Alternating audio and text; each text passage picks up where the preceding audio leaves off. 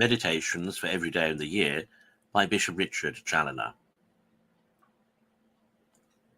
July 4th. On remembering the four last things.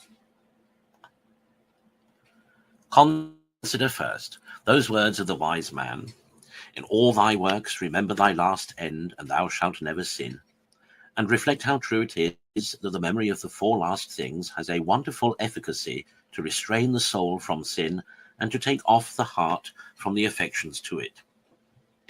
The remembrance of death, the view of the grave, of the coffin, of the shroud, of the worms and the maggots, and of the speedy corruption of that carcass of ours,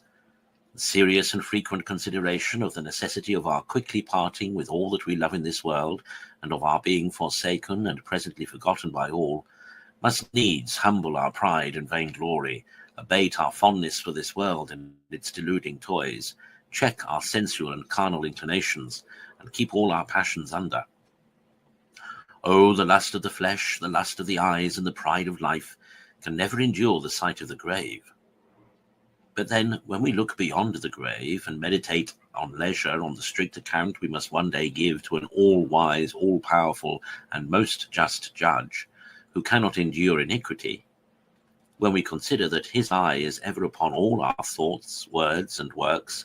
and that they are all to be weighed in the scales of his divine justice, and according as they are there found, we are to be rewarded or punished for endless ages,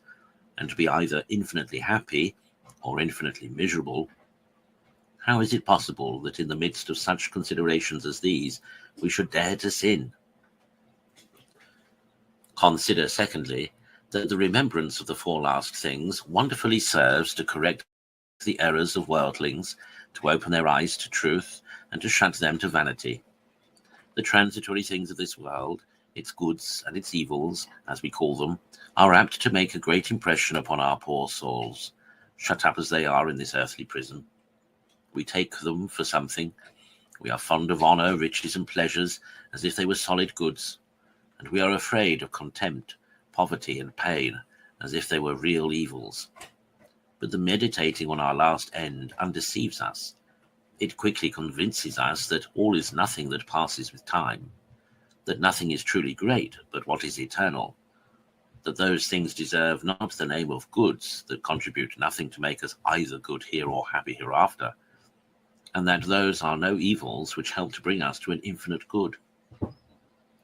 As to all the false maxims of the world and the prevailing opinions and practices of its unhappy slaves and their abettors, this kind of consideration on the last things exposes the folly and madness of them all,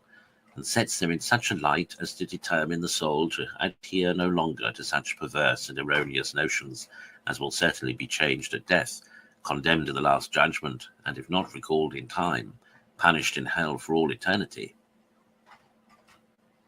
Consider, thirdly, the manifold fruits which have been heretofore and are daily produced by the serious consideration of the four last things.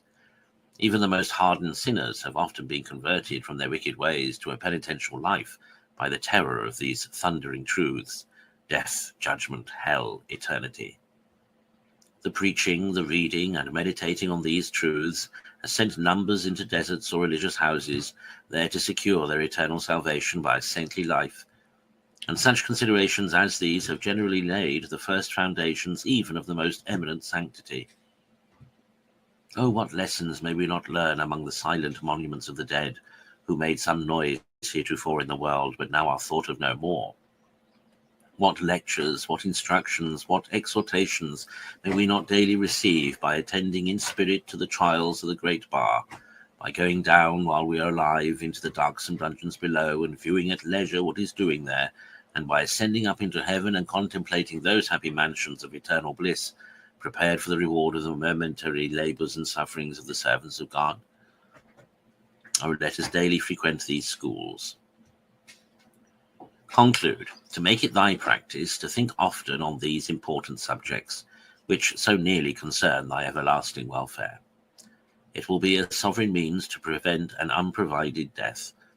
and it will teach thee to be always in readiness for judgment. It will keep thee out of hell, and bring thee to heaven.